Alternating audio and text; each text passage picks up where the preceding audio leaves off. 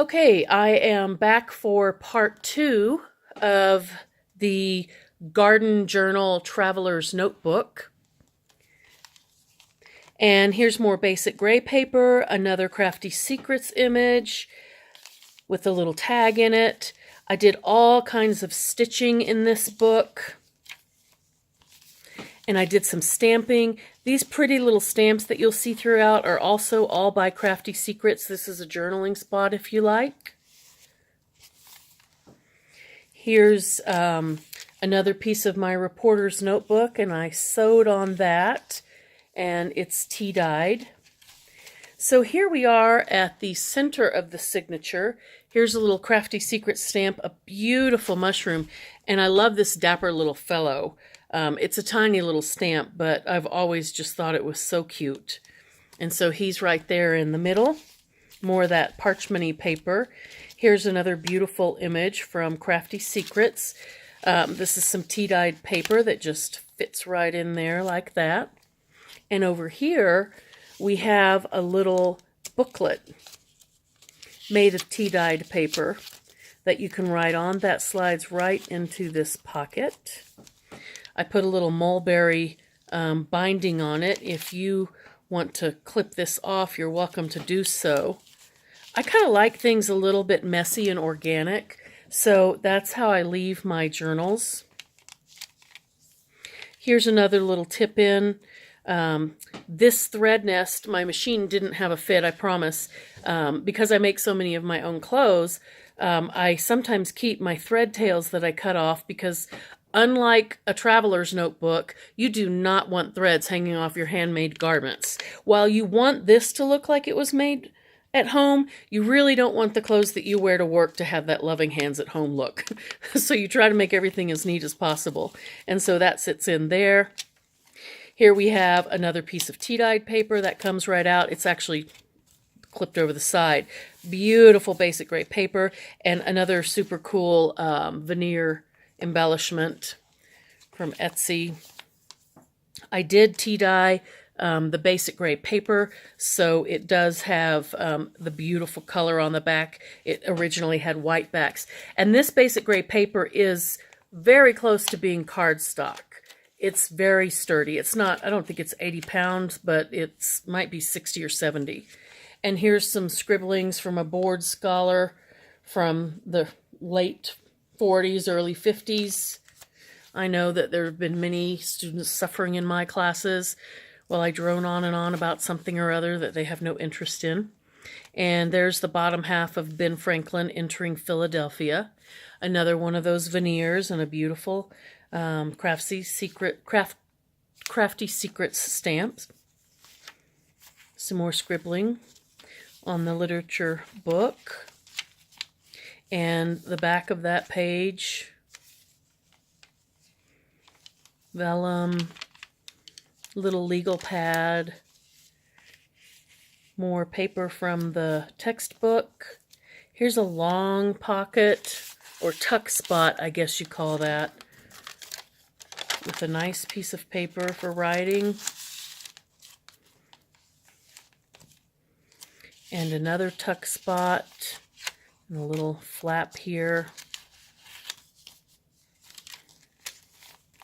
Another piece of tea-dyed paper to write on. The nice little tuck spot. More reporter's notebook paper. Vellum. This is a tuck spot. You can tuck something here. And also you can write on the back of this one.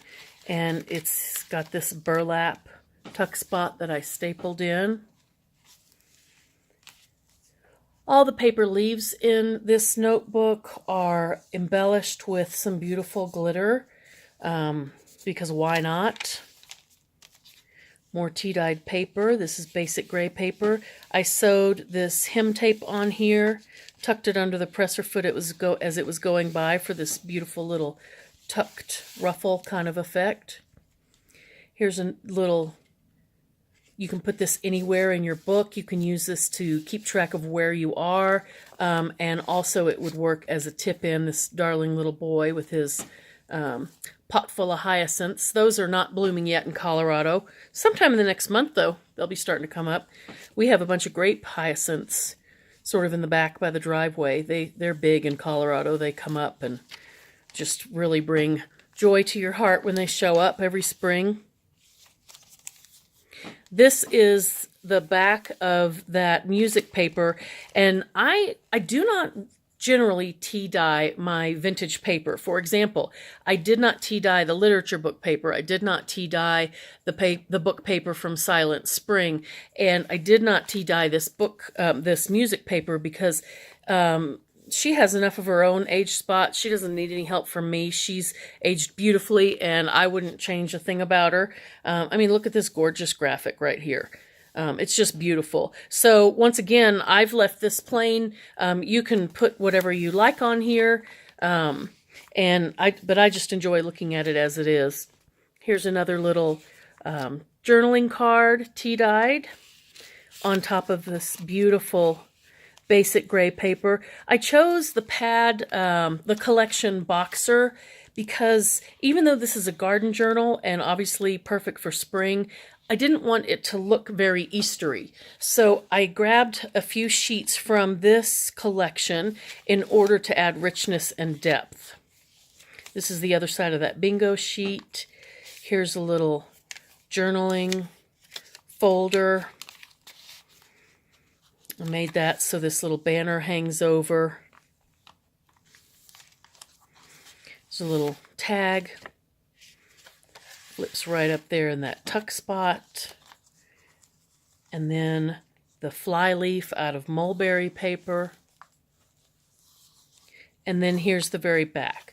Here's the final Crafty Secrets image. It's a beautiful old book plate kind of image.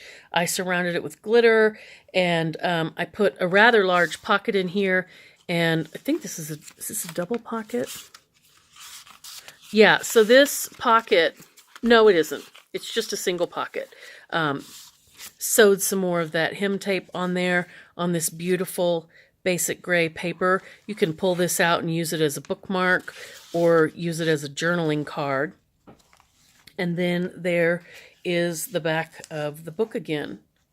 So thank you so much for stopping by. I haven't quite figured out how to make my videos longer than 10 minutes. This is only my third video, and let me tell you, it's those of you who are YouTubers and have had to learn this process, if you didn't already know how to make videos from your career or whatever, it's quite a process figuring out your camera and all of that stuff. So thank you for watching, and I appreciate the time that you took. Have a fantastic day.